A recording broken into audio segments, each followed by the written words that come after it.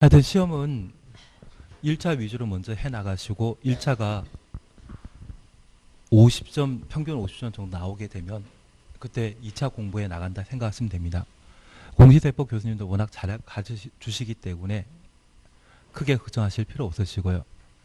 나중에 아마 세법 교수님은 국세 한 장 또는 지방세 한 장 가지고 만들어 주실 상황이실 거고, 공시법은 등기법이 좀 어렵긴 어렵겠지만 지적법 위주로 정리해 나가시게 되면 좀 무난하게 점수 나올 수 있는 과목일 겁니다.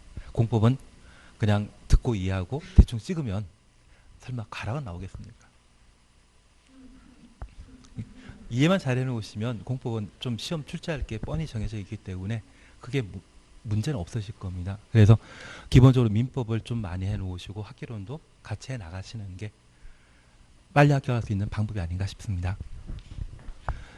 예, 이번 시간은 239페이지의 확인 문제 보시는데 개발행 허가 기준 5개 전부입니다. 그냥 보십니다.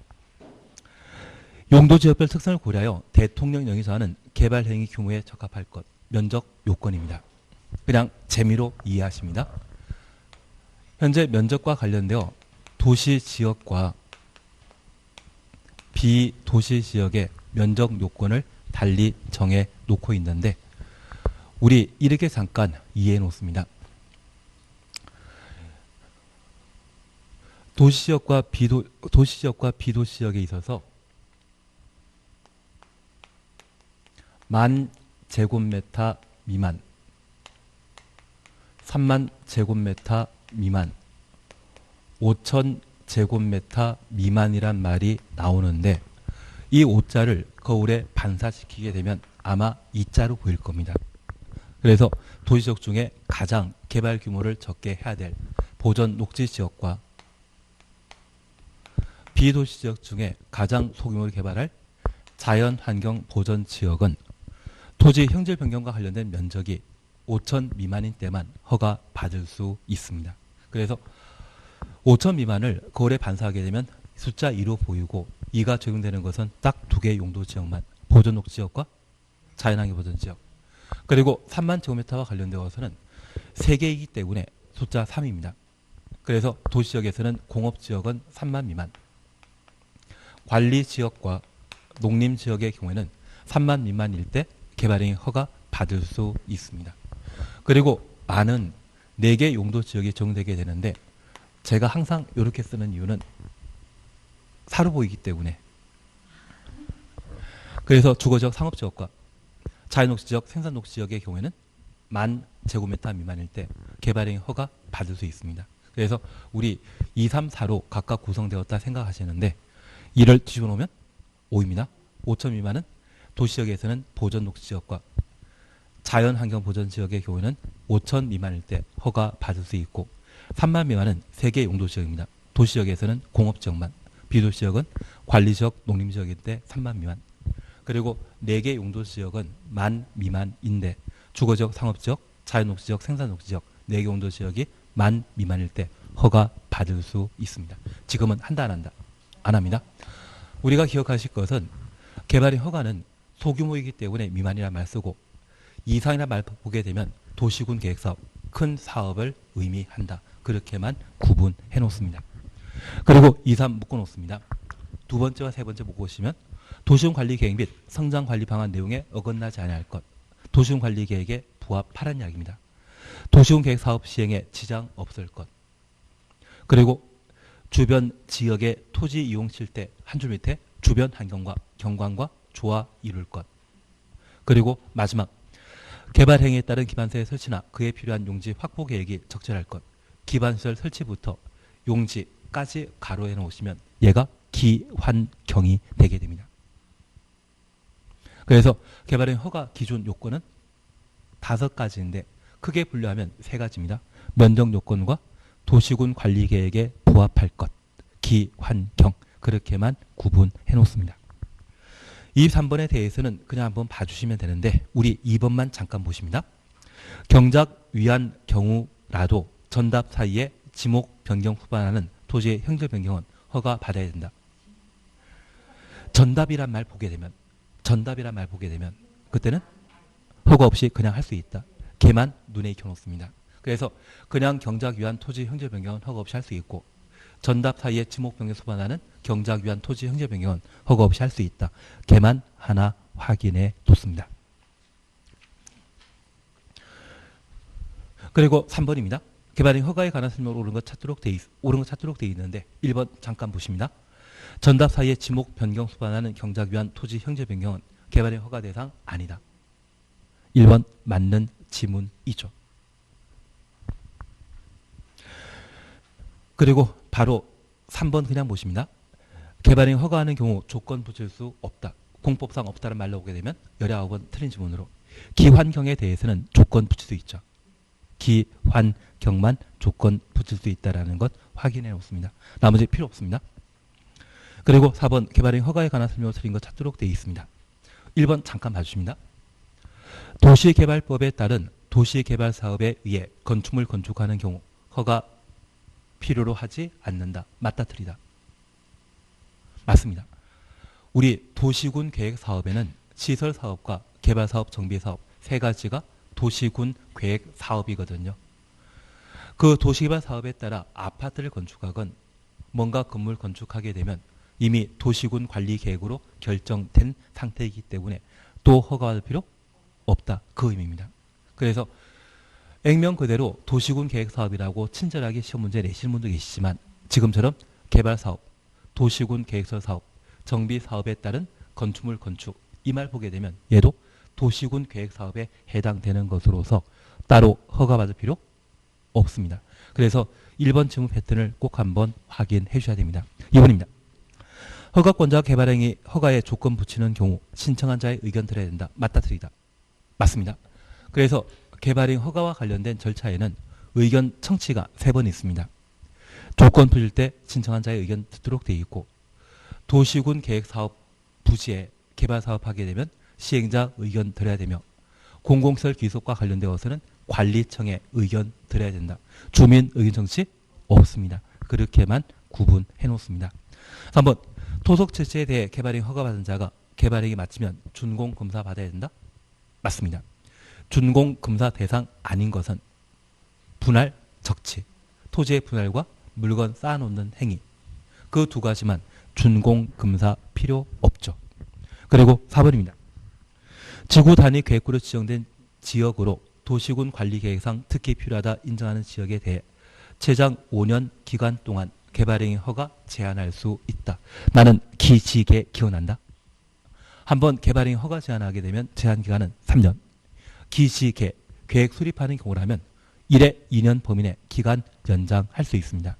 공법상 연장과 관련되어서는 전부 1년 연장하는 게 원칙입니다. 딱 하나만 2년 연장하는 경우가 있는데 걔는 개발행위 허가 제한과 관련되어 기지개 기반시설 부담구역, 지구단위 계획구역, 도시군 기본계획이나 도시군 관리계획 수립하는 경우로서 수립 중인 곳으로서 도시군 관리계획이 결정되었을 때 용도지역 변경 등으로 개발행위 허가 기준이 크게 달라지는 경우라면 1회 2년 범위 내 기간 연장할 수 있습니다. 근데 세 번째 경우는 워낙 지문비이기 때문에 안 나옵니다. 우리 그냥 기지개라 기억하시면서 기반시설 부담구역과 지구단위 계획구역은 1회 2년 범위 내 기간 연장할 수 있다. 그렇게만 구분해 놓습니다. 기지 사는 지구단위 계획구역이기 때문에 1회 2년 범위 내 기간 연장하면 3년, 2년 합치면 최장 5년 제한할 수 있다. 그렇게 구분하십니다. 5번입니다. 환경방지 등을 위한 경우 지방자치단체가 시행하는 개발행위에 대해서는 이행보증금 예치하게 할 수 있다. 공공은 돈 낸다 안 낸다? 안 낸다. 그래서 5번 틀린 답이 되게 됩니다.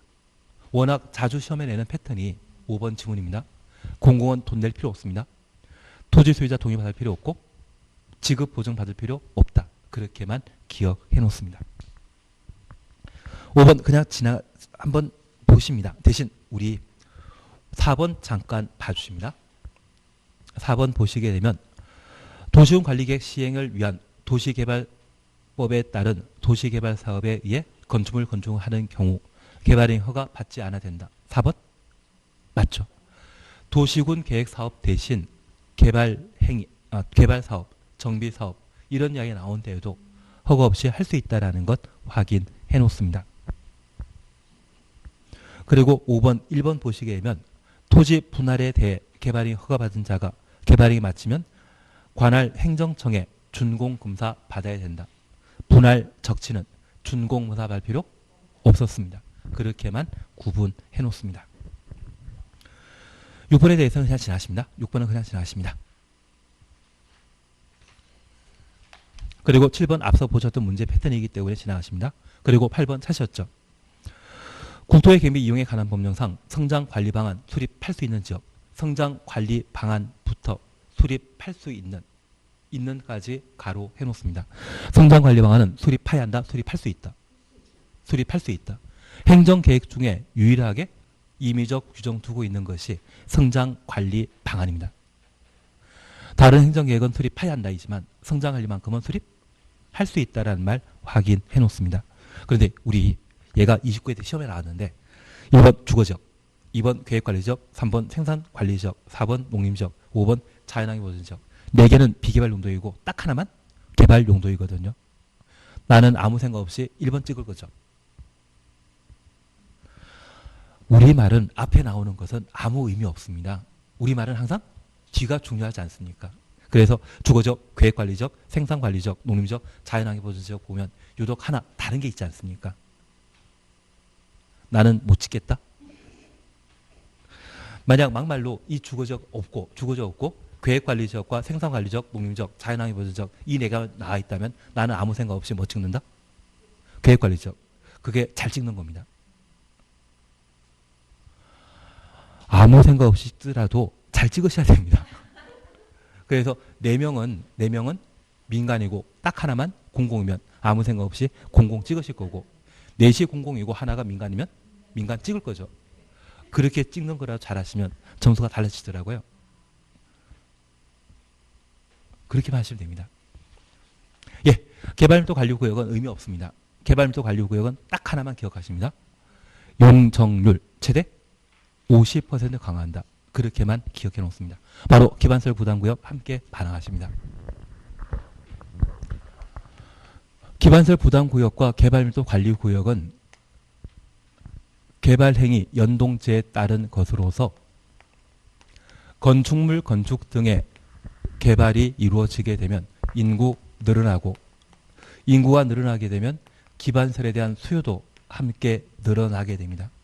새로운 기반시설의 설치가 곤란하면 개발밀도 관리구역이고 새로운 기반시설의 설치가 가능하다고 하면 기반시설 부담구역이 되게 됩니다. 그러면 건축물 건축으로 분양하거나 임대하게 되면 돈 버는 사람이 있거든요. 이 기반시설 부담구역에는 필요한 기반시설을 원래 나라에서 만들어줘야 되지만 돈 버는 자가 있다고 하면 그들에게 부담시키는 것이 기반시설 부담구역의 특징이 되게 됩니다.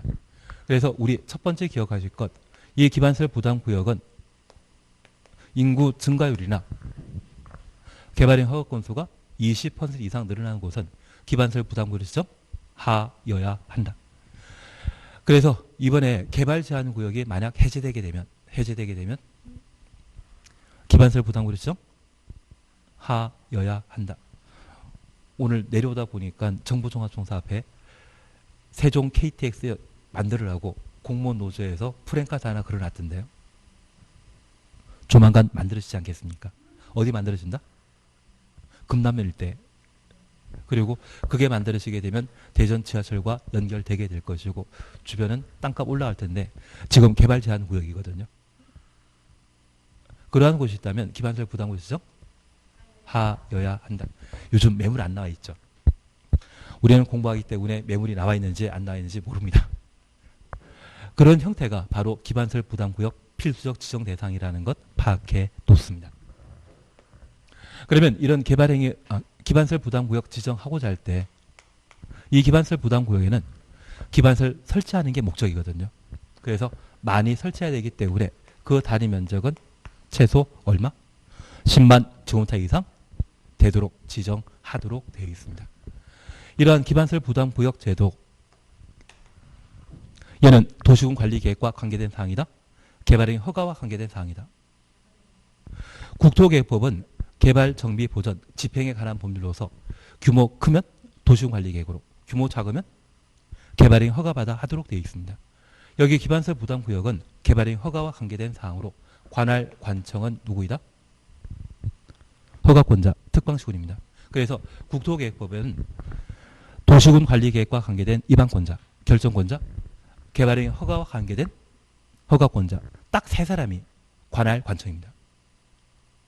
그래서 국토계획법에서는 관할 관청이 행정청이 입안권자 아니면 결정권자 아니면 허가권자, 기반설 부담구역 지정하는 자도 누구이다?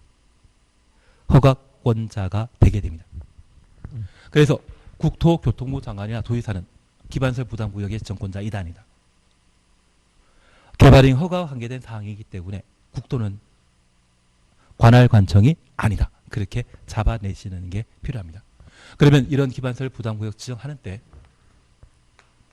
주민 의견 청취한다라는 것만 기억해 놓습니다. 기반설 부담구역 지정하는데 도시계획에 심의한다 안 한다?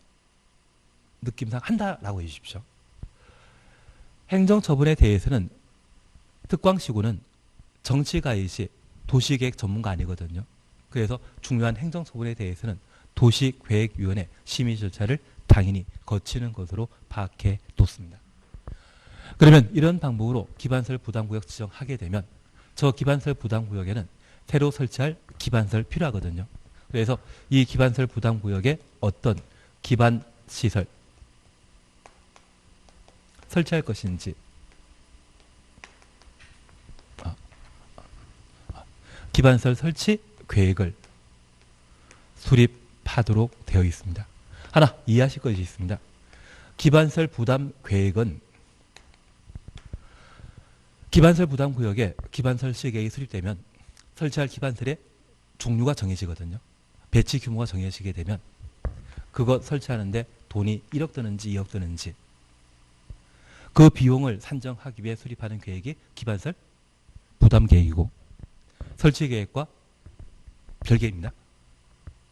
얘는 돈 내라고 하는 계획이고 얘는 어떤 종류의 기반 설치할 것인지 그걸 결정하도록 되어 있습니다. 그러면 이 기반 설치 계획에는 기반설의 설치에 관한 사항들을 각각 다루게 되는데 대학교는 포함된다, 빠진다. 대학교는 시험 봐서 들어가는 곳으로서 기반설 설치 비용을 부담했던 주민들이 입학할 수 있는 학교가 아니거든요. 대학교는 빠진다라는 것 구분해 놓습니다. 그리고 이 기반 설치 계획은 이런 내용을 담은 것으로서 기반설 부담구역 지정 후 1년 내 수립하도록 되어 있습니다. 설치 계획은 주민 의견 청취한다 안 한다? 기반설 부담구역 지정할 때 주민 의견 청취하고 1년 안에 기반설 설치 계획 수립하게 되면 1년 사이에는 마음 안 바뀌는 것으로 인정하게 됩니다. 기반설 설치 계획 수립 시에는 주민 의견 청취 안 합니다. 반면 기반설 부담 계획 수립하는 때는 주민 의견 청취 한다 안 한다? 한다. 제가 안 하는 것 딱 3개 말드렸습니다. 단개별 집행계획, 기반설 설치계획, 개발법의 실시계획 이 3가지는 주민 의견 정치 없다. 말드렸다고 하면 저 3가지에 해당되지 않는 기반설 부담계획은 주민 의견 정치 대상이 되게 되는 겁니다. 추진 이해되시겠습니까? 그리고 이 기반 설치 계획은 기반설 배치 규모에 관한 내용만 다루게 됩니다. 저 기반설 부담 구역은 개발 사업하는 장소이다.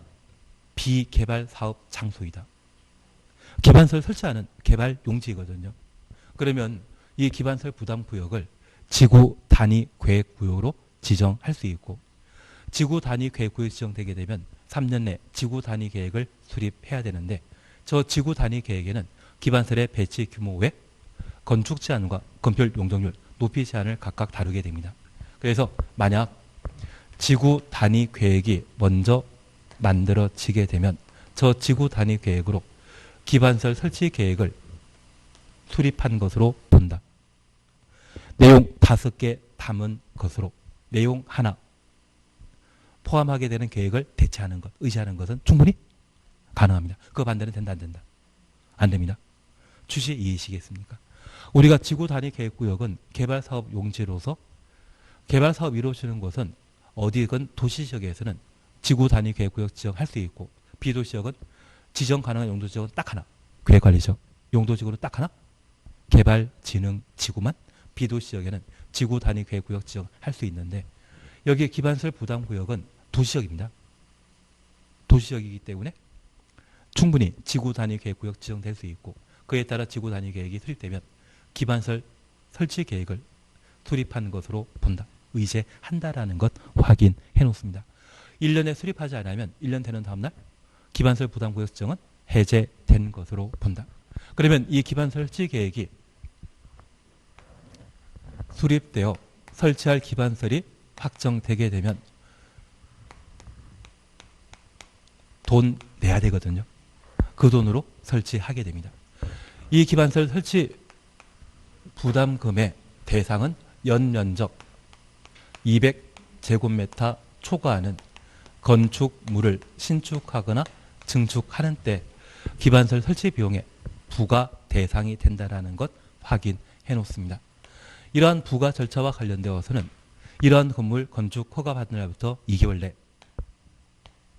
설치 비용 얼마인지 부과 통지하도록 되어 있고 돈을 내는 시기는 사용 승인 신청 시에 사용 승인 받기 전에 미리 돈을 내도록 되어 있습니다. 현금 납부하는 것이 원칙이지만 물납 가능하다라는 것 확인해 놓으시고 이러한 기반시설 설치 비용은 부담금은 기반시설 부담구역에만 사용돼야 되지 엉뚱한 곳 사용하는 것 아니다. 그래서 얘는 마음에 들지 않지만 특별 회계라는 것이 있습니다. 우리가 한 해 동안 국가 예산을 편성하게 되면 걔를 일반 회계랍니다. 그런데 갑자기 올해 코로나 사태 같이 갑자기 이상한 일 발생하게 되면 황급하게 재원 조달해서 집행할 때 있거든요. 그런 예산을 특별 회계라 표현하게 됩니다. 저 기반시설 부담구역에 연면적 200제곱미터 초과하는 건축물이 얼마나 만들어질지 모르거든요. 그렇게 적립된 재원은 특별 회계로 조성 관리돼야 되고 기반시설 부담구역에만 사용돼야 되지 엉뚱한 데 사용하면 된다 안 된다? 안 된다. 그리고 최근 유발개수 이야기 나오는데 유발개수는 잘 찍어주실 거죠. 그거 암기하는 건 불가능합니다. 다만 기반시설 유발개수와 관련되어서는 1인당 전기 수도 사용량의 비중을 고려해서 책정하게 됩니다. 단독택과 공동택의 유발개수는 같다 다르다. 잠자는 곳이기 때문에 1인당 전기 수도 사용량은 같습니다.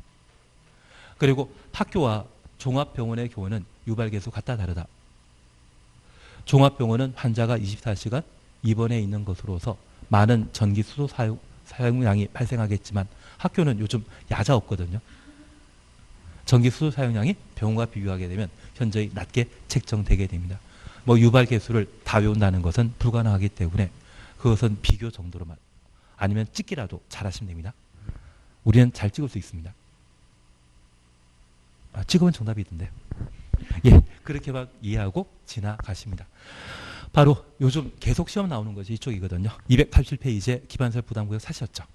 1번입니다. 기반시설 부담구역 지정 하여야 하는 지역 하여야 줄만 쳐놓습니다. 임의 규정이다 강행 규정이다. 강행 규정이거든요. 1번입니다.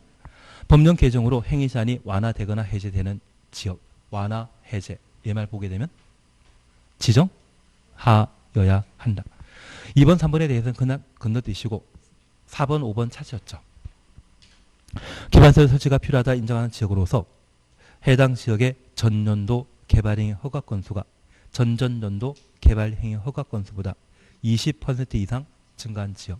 그래서 우리가 기억하실 것은 2018년도에 개발행위 허가 건수가 100건이었는데 2019년도에 120건, 130건이었다고 하면 2020년도에는 기반시설 부담구역 지정 하여야 한다. 이해되시겠습니까? 취지 이해되시겠습니까? 그리고 이게 정답 1번이 아니라 3번입니다. 정답 1번이 아니라 3번입니다. 근데 해설 보면 3번 나와 있으니까 널리 이해해 주십시오. 그리고 5번입니다. 기반 설치가 필요하다 인정되는 지역으로서 해당 지역의 전년도 인구 증가율이 그 지역에 속하고 있는 특광시군의 전년도 인구 증가율보다 20% 이상 높은 지역. 그래서 우리 이렇게 잠깐 이해하십니다. 서울이라는 도시가 있다고 하면 서울에 뭐 대치동이든 역삼동이든 그 지역에 인구 증가율이 있을 겁니다. 서울에는 인구 증가율이 전년도에 5%였는데 이 대치동 인구 증가율이 25% 이상이었다고 하면 이 대치동은 기반세 부담구리죠. 하여야 한다. 그래서 만약 세종시가 있고 이 세종시에 1생활권이 있는데 전체 인구 증가율이 50%이지만 1생활권의 인구 증가율이 25%, 30%라고 하면 그 차이가 20% 이상인 곳이죠. 그러면 1생활권을 기반세 부담구로 지정 하여야 한다. 이해되시겠습니까? 그래서 기반세 부담구역 지정과 관련되어서는 해제 완화란 말 그리고 20% 말 보게 되면 기반세 부담구로 지정 하여야 한다. 그래서 이번의 경우에도 행위 제한이 완화되는 지역이라는 말 보이시죠? 반면 3번 개발 행위로 인해 기반설 수용 능력이 부족할 것이 예상되는 지역 중에 기반 설치가 곤란한 지역, 설치 곤란이란 말 보게 되면 얘는 개발 밀도 관리 구역 지정 대상이지 기반설 부담 구역과는 관계 없을 겁니다. 다음 페이지에 1번 함께 보십니다. 틀린 거 찾도록 되어 있습니다. 1번 그냥 건너뛰시고 2번입니다.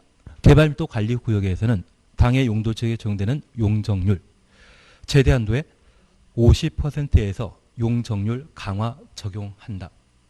맞습니다. 근데 우리 이것 하나 기억해 주셔야 됩니다. 나중에 우리 다시 요약집 보시게 될 텐데 여기 개발밀도 관리구역이 지정되게 되면 건폐율, 용적률을 대통령령이 정하는 범위에서 강화할 수 있다라고 하고 이것은 법률이 대통령령에 위임한 것을 말하거든요.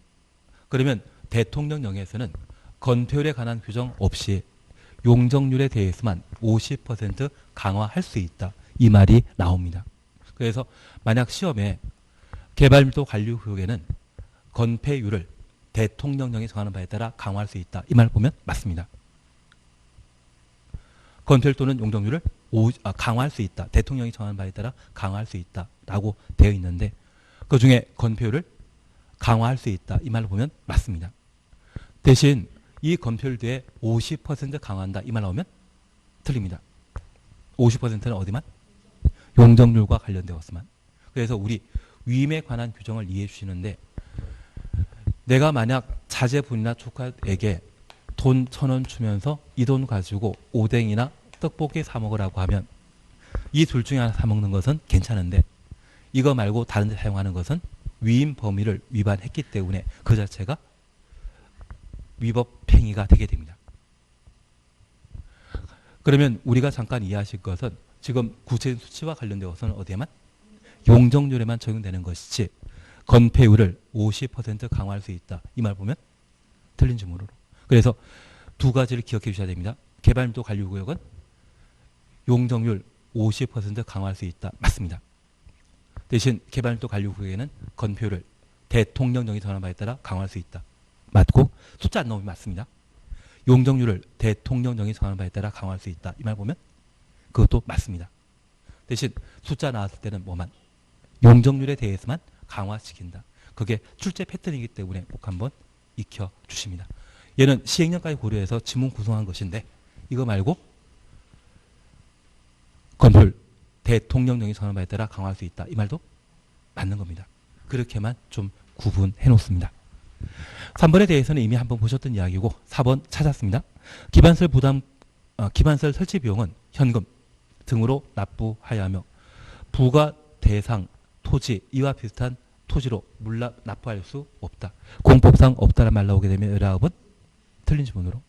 그래서 토지 등으로 물납 가능하다라는 것 확인해 놓습니다. 5번도 20%에 관한 사항으로 그냥 지나가시겠습니다. 우리 20%는 인구 증가율과 개발의 허가 건수라는 말로 대신 했었습니다. 2번에 대해서 그냥 한번 풀어봐 주시면 좋겠습니다. 그리고 3번. 23번은 이런 건 하면 마음 상합니다. 대신 우리 잠깐 이해해 주실 것이 있습니다. 리얼번의 위락설은 밤 늦게 하는 거거든요. 전기, 수도 가장 많이 사용합니다. 그래서 위락설의 유발 개수가 가장 높게 책정돼야 됩니다. 그리고 나머지는 잘 찍자. 이거 외우면 정신은 사납다. 그게 결론입니다. 이거 한다 안 한다? 안 합니다. 하지 마십시오. 그게 낫습니다. 근데 대신 이게 계속 시험에 나오고 있습니다. 얘는 하지 말자. 하지 말자가 결론입니다. 이거 해가지고 정신 사납다는 이야기밖에 안 나오더라고요. 절대 하지 말자. 그리고 우리는 국토계획법은 12문제 나오는데 이런 문제가 한 2문제 나오거든요. 2문제 틀리더라도 합격하는 데는 전혀 지장 없습니다. 이거 정리한다고 정신 사나우면 다른 것 안 되시거든요. 안 하는 게 더 낫습니다. 6번은 그냥 지나가십니다. 한번 나중에 풀어봐 주십시오. 7번은 그냥 재미로 보십니다. 기반설 부담구역에 설치가 필요한 기반설에 해당되지 않는 것 찾도록 되어 있는데 답은 3번 대학입니다. 그리고 8번 함께 보십니다. 기반설 부담구역에 관한 설명 틀린 것 찾도록 되어 있습니다. 1번 법령 개정으로 행위 제한이 완화 추천없습니다. 기반설 부담구역으로 지정하여야 한다. 맞다 틀리다. 맞습니다. 2번입니다. 녹지, 폐기물 처리 및 재활용 시설은 기반설 부담구역에 설치가 필요한 기반설에 해당한다? 예, 기반설이거든요. 대학은 설치하지 못한다. 2번 맞는 질문입니다. 3번입니다. 동일한 지역에 대해 기반설 부담구역과 개발밀도 관리구역 중복 지정할 수 있다. 하나는 기반설 설치 가능하고 하나는 불가능한데 중복 지정은 불가능합니다. 얘는 동전의 양면 관계이기 때문에 중복 지정 못한다. 그렇게만 파악해 뒀습니다. 그리고 기반설 부담구역 내 주택법에 따른 리모델링하는 건축물은 기반설 설치 비용의 부과 대상 아니다. 얘는 앞으로 시험에 안 나올 겁니다. 27회 당시에는 리모델링이 대수선형이거든요. 대수선형이라고 하면 대수선형이라고 하면 기반설 부담구역은 새로운 건축물을 신축하거나 증축할 때 그러한 곳이 기반설 설치 비용의 부과 대상으로 기반설 부담구역 지정할 수 있는데 대수선하는 것은 고치는 거죠. 기반설 설치 비용 부과 대상 이다 아니다. 기반 설치 비용은 연면적 200제곱미터 초과하는 건축물을 신축, 증축하는 때만 설치 비용 부과 대상이지 대수선은 무관하지 않습니까? 이해하신 걸로 저는 알고 있겠습니다. 5번은 그냥 지나가십니다. 필요 없습니다. 그리고 9번 틀린 것 찾도록 되어 있는데 그냥 4번만 잠깐 보십니다. 의료시설과 교육연구시설의 기반시설 유발 개수는 같다. 의료시설은 병원을 말하는 것으로 24시간 사용하고 교육연구시설은 학교나 도서관이거든요. 짧은 시간 사용하기 때문에 1인당 전기 수도 사용량은 같다 다르다. 그래서 4번을 답으로 해놓습니다. 그러면 이제 1번 잠깐 보십니다. 기반 설치 비용 산정 시에 기반 설치하는 데 필요한 용지 비용도 산입된다. 용지 비용 추천 없습니다. 우리 기반설로서 중학교를 만들게 되면 학교 만드는 공사 비용만 계산하겠습니까? 땅 비용도 계산해야 되겠습니까? 땅도 사유지였으니까 그것 취득하기 위한 용지 비용도 계산될 겁니다. 그리고 2번 기반 설치 비용 납부 시에 물납이 인정될 수 있다. 현금 납부하는 것이 원칙이고 예외적으로 물납 가능합니다. 얘가 28회 시험에 나왔기 때문에 우리가 꼭 기억하실 것이 기반 설치 비용은 건축 허가받은 날부터 2개월 내 통지하도록 되어 있고 돈 내는 것은 사용 승인 신청 시까지 낸다. 그것 기억해 놓습니다. 그리고 3번입니다. 기반 설치 비용의 관리 운영을 위해 기반설 부담구역별로 특별회계가 설치돼야 한다. 특별회계 추천 없습니다. 얘를 우리가 보셨기 때문에 기반 설치 비용은 해당 특방시군 전체 기반 설치에 사용하는 겁니까? 기반설 부담구역에만 사용하는 것입니까? 기반설 부담구역에만. 전체 특방시군의 기반 설치에 사용한다. 이 말 나오면 틀린 것으로. 그래서 특별회계란 말 기억하시면서 설치 비용 사용은 기반설 부담구역에 국한해서 사용한다. 또는 연계된 것과 관련되어 사용한다. 그렇게만 파악해 놓습니다. 그리고 5번 사용 승인 전시까지 기반 설치 비용 내야 된다. 부가 절차에 관한 사항, 납부 절차에 관한 사항으로 눈에 익혀만 놓습니다. 10번입니다. 기반설 부담구역에 관한 설명 수인 것 찾도록 되어 있습니다. 1. 기반설 부담구역이 지정되면 광역시장은 대통령령이 정하는 바에 따라 기반설 지계획 수립하여야 하며 도시군 관리 계획에 반영하여야 한다. 맞죠? 우리 잠깐 이해하실 것은 기반설 부담구역과 기반설 설치 비용의 수립 권자는 누구? 허가권자. 허가권자는 누구이다? 특광시군입니다. 그래서 광역시장이 설치 계획 수립한다. 이 말 자체가 맞는 것으로. 특광시군 요즘은 다 내지 않고 지금처럼 하나만 툭 던지면서 낼 수 있거든요. 1번 눈에 익혀주시는 게 필요하십니다. 2번입니다. 기반설 부담구역 지정은 해당 광역시에 설치한 지방도시계획원의 심의 대상이다. 기반설 부담구역 지정은 행정처분에 해당되는 것으로서 도시계획위원회 심의 거쳐야 됩니다. 3번입니다. 광역시장은 국토법 개정으로 인해 행위 제한이 완화된 지역에 대해 기반설 부담구역을 지정할 수 없다. 공법상 없다란 말 보게 되면 틀린 것으로 지정하여야 한다. 필수적 지정 대상이라는 것 이해되시죠? 그래서 3번 틀린 답으로. 4번 지구 단위 계획 수립한 경우 기반설 설치 계획 수립한 것으로 본다. 의제에 관한 사항으로 옳은 지문입니다. 5번입니다. 기반설 부담구역 지정 1부터 1년 되는 날까지 수립하지 아니하면 1년 되는 다음 날 해제되는 것으로 본다. 그래서 계획은 1년 내에 수립하도록 되어 있다는 것 눈에 익혀만 놓습니다.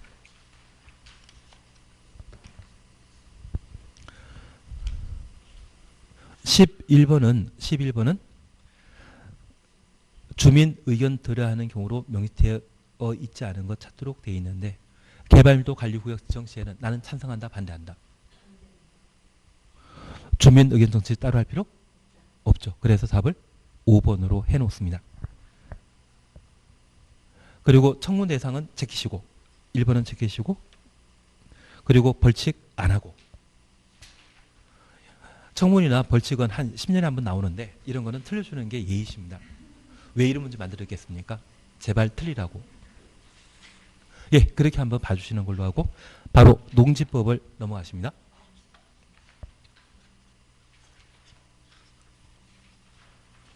농지법은 제가 다 안 할 겁니다. 어차피 다 하면 마음 상하기고 나중에 다시 한번 해 나가실 텐데 이 농지법은 농지법의 적용 대상이 무엇인지를 확인하셔야 됩니다. 하나 이해하실 것이 있는데 도시에는 농지를 소유할 수 없습니다. 그래서 우리 헌법에는 경자 유전 원칙에 따라 농업인이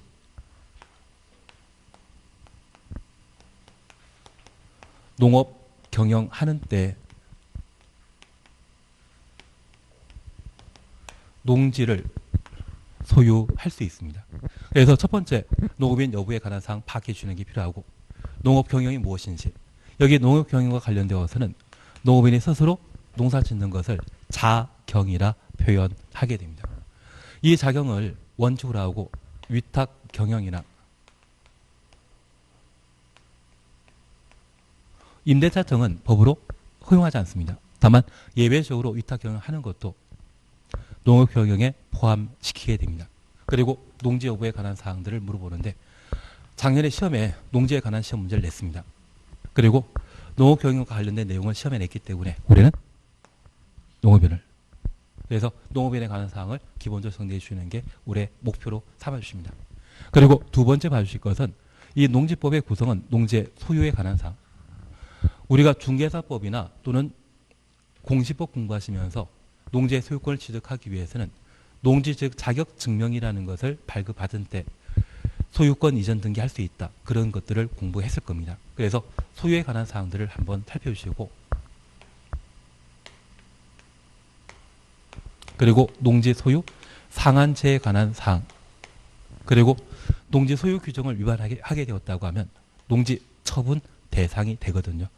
그래서 이러한 내용들을 쭉 정리해 나가시는 게 필요합니다. 그리고 농지를 이용하는 것을 농업 경영에 사용하는 것을 원칙으로 하는데 특별히 대리 경작하는 것이 가능합니다. 그리고 농지에 대한 임대차 그리고 올해 8월 달에 법이 바뀌게 되면 사용대라는 게 있었는데 얘를 무상 사용으로 이름을 바꾸게 되었습니다. 그래서 농지 임대차라고 하면 임대료 지급하면서 농지 이용하는 것을 말하고 무상 사용이라면 임대료 없이 그냥 사용하는 것을 말하는데 저 대리 경작과 임대차 등에 관한 기본적인 사항들을 한번 정리해 주셔야 됩니다. 그리고 농지 보전에 관한 사항으로 절대 농지에 해당되는 농업진흥지역, 그 농업진흥지역을 농업진흥구역과 보호구역으로 각각 구분하게 되는데 우리 달걀 보게 되면 흰자 노른자 있지 않습니까? 우리 계란에 대해 정확한 생물학적 지식 배제하고 노른자가 중요한 것입니까? 흰자가 중요한 것입니까? 생물학적 이야기 다 빼버리면 노른자 중요한 겁니다. 그래서 이 노른자를 보호하기 위해 존재하는 것이 흰자라고 생각해 주시면 얘가 모두 농업진흥지역이거든요. 노른자는 농업진흥구역. 그리고 흰자에 해당되는 것은 농업보호구역으로. 그래서 네모나게 잘 정비되어 있던 농경지가 있다고 하면 얘는 농업진흥구역이고 주변에 저수지나 관계 수리설이 갖춰짐으로써 농사에 도움되라고 지정되는 곳이 있다면 걔가 보호구역으로 파악해 놓습니다. 그래서 이러한 농업진흥지역과 관련된 지정 절차에 관한 사항과 이 농지를 다른 용도로 사용할 수 있거든요. 걔를 농지 전용이라 표현하게 됩니다. 그냥 재미로 하나 들어주십니다. 현재 농지 전용은 행정청이 하는 것과 비행정청이 하는 것이 있습니다. 행정청이 국립대학 만들기 위해 농지를 다른 목적으로 사용하게 되면 농지 전용 협의 절차를 거쳐야 되고 협의 상대방은 농림부 장관입니다. 그리고 행정청이 아닌 자가 규모 큰 사업하기 위해 그래서 우리 용인시 처인구 원산면에 SK 반도체 공장 만들어진다는 이야기 들어본 적 있으시죠? 그 반도체 공장 만들 때는 규모 크다 작다? 크다. 그때는 농지 전용 허가 거쳐야 되고 규모 크기 때문에 누구에게? 농림부 장관에게 허가 받아야 됩니다. 반면에 농가 주택 만들고자 한다고 하면 농지 전용 신고에 관한 절차를 거치고 이때는 시군 구청장에게 농지 전용 신고함으로써 농가 주택 만들기 위해 농지를 전용할 수 있습니다. 그래서 우리 개념으로 농지 전용 협의는 누가 하는 것이다? 행정청이. 누가 협의해야 된다? 농림부 장관. 허가는 비행정청이 농림부 장관에게 허가받음으로써 농지를 공장 부지로 아파트 부지로 바꿀 수 있다는 것 이해해 주시고 농업인이 농가 주택 만들고자 한다면 농지 전용 신고를 시군 구청장이 함으로써 가능하다. 그렇게 현재 농지법은 적용 예산과 소유, 사용, 보전 이러한 네 가지로 구성되어 있습니다. 그중에 지금 우린 딱 하나만 잘 맞추더라도 문제 없거든요. 농업인을 해주십니다. 그리고 내가 나중에 다시 공부하실 텐데 이 농지법에서 정답 모르면 5번. 최근 15년 사이에 3번 빼고는 출제되는 두 문제 중에 하나는 항상 5번이었거든요. 작년에는 3번이었습니다. 그래서 79번과 80번이 3번, 4번 두 개 똑같이 나왔었는데 작년에 3번이 정답 거의 없었거든요. 그래서 나중에 공법 실질시험 보시고 나면 1번부터 5번까지 정답이 보통 8개씩 안분되어 있습니다. 1번 정답 몇 개? 8개. 2번 정답? 8개. 예외적으로 9개와 딱 하나 7개 있는 경우가 있습니다. 그래서 특정 번호가 내가 지금 10개, 11개가 체크되어 있다고 하면 지금 열심히 실수하고 있는 중입니다. 아마 둘 중에 하나일 때 잘못 찍어가지고 체크된 게 있거든요. 빨리 바꾸시는 게 필요하고 나중에 다 체크해 보니 내가 열심히 알고 풀었는데 특정 번호가 2개, 3개밖에 없더라. 그러면 내리 뭘로 찍는다? 그 번호로. 그러시면 점수가 달라지십니다. 여기만 그런 게 아니라 민법도 그렇고 학기론도 그렇고 다 그렇습니다. 그래서 우리 시험은 40문제 출제되기 때문에 1번부터 5번까지 정답이 8개씩 안분되어 있다. 극히 예외적으로 하나 번호가 7개, 하나 번호가 9개는 있지만 보통 8개씩이거든요. 그것만 잘 해놓으시면 잘 찍을 수 있습니다. 일단 합격하는 게 중요하지 뭐 딴 게 중요하겠습니까? 예, 그러면 우리 농지법과 관련되어 1번 함께 봐주십니다.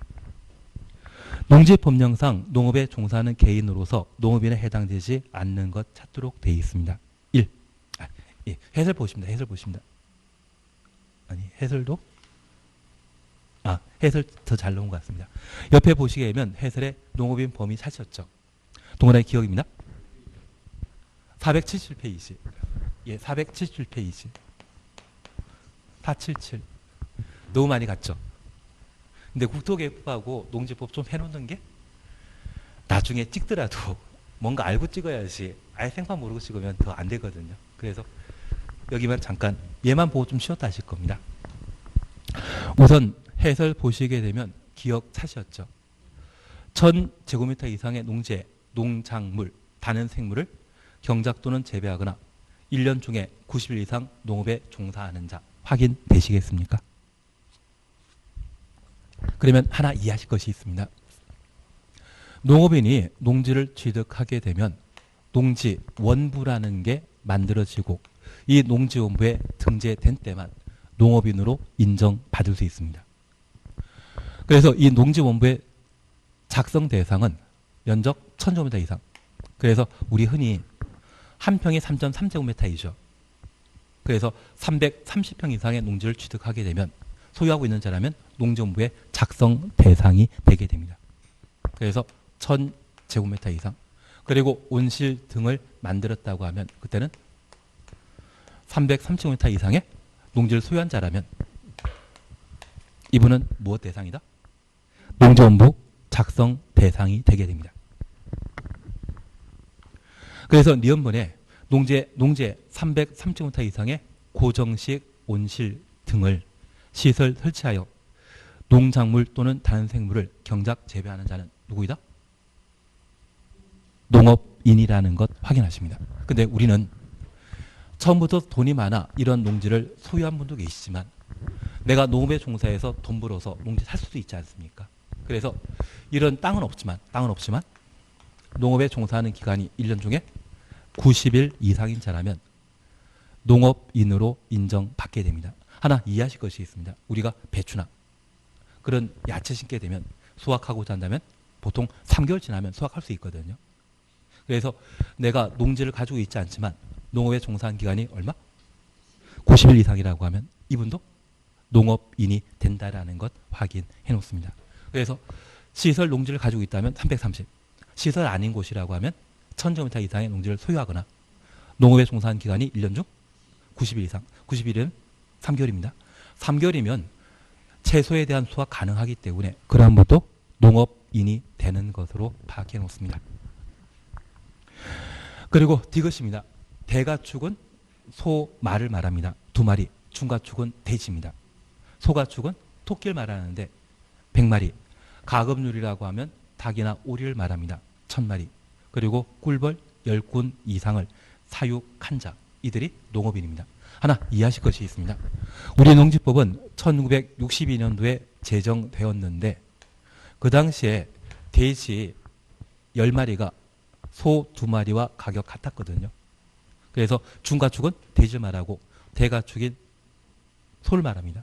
그 가격이 똑같습니다. 그리고 그 당시에 설탕이 많았습니까? 꿀이 많았습니까?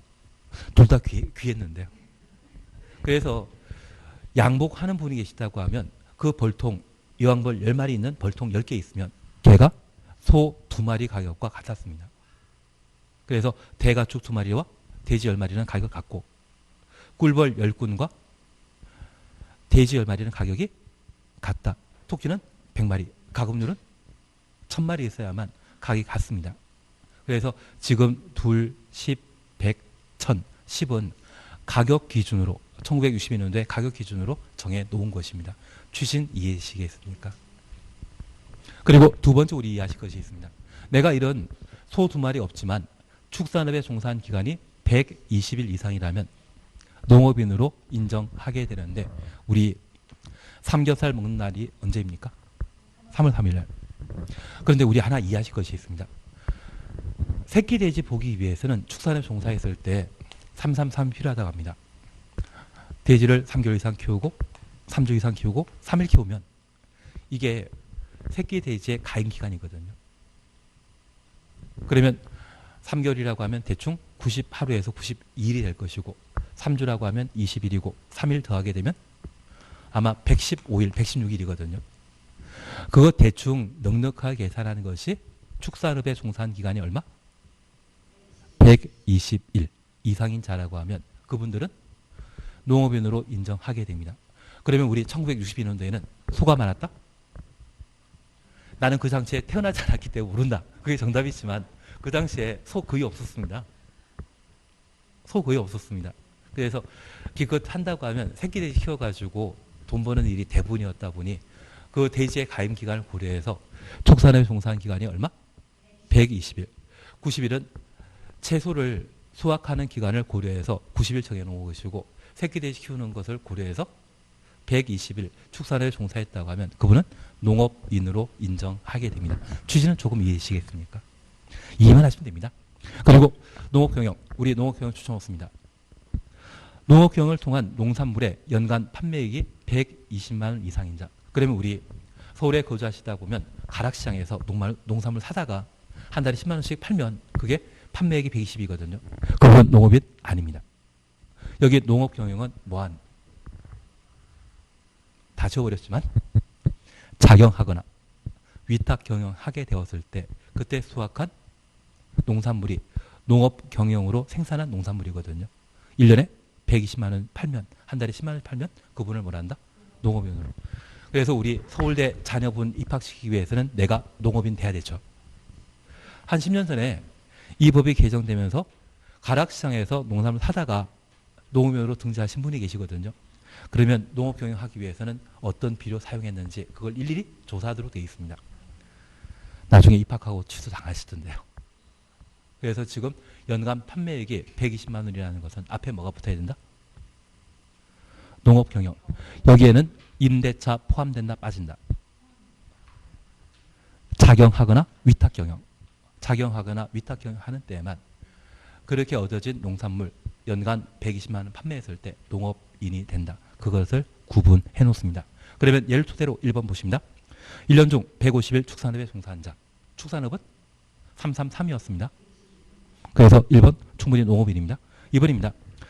1200제곱미터의 농지에 다년생 식물을 재배하면서 1년 중 100일을 농업에 종사한 자. 농지 소유가 1000 이상이거나 농업에 종사한 기간이 90일 이상이라면 농업인이거든요. 2번 농업인입니다. 대가축 3두 사육하는 자. 둘, 10, 100, 1000이었죠. 그래서 농업인입니다. 가금육 1200마리 사육하는 자. 농업인입니다. 농업경영 통한 농산물의 연간 판매액이 80만 원인 자. 120, 한 달에 10만 원씩. 그래서 5번을 답으로 해놓습니다. 그리고 1번은 작년 시험거리이기 때문에 시험 나올 일 없고 일단은 잠깐 쉬었다 하십니다. 잠깐 쉬었다 하십니다.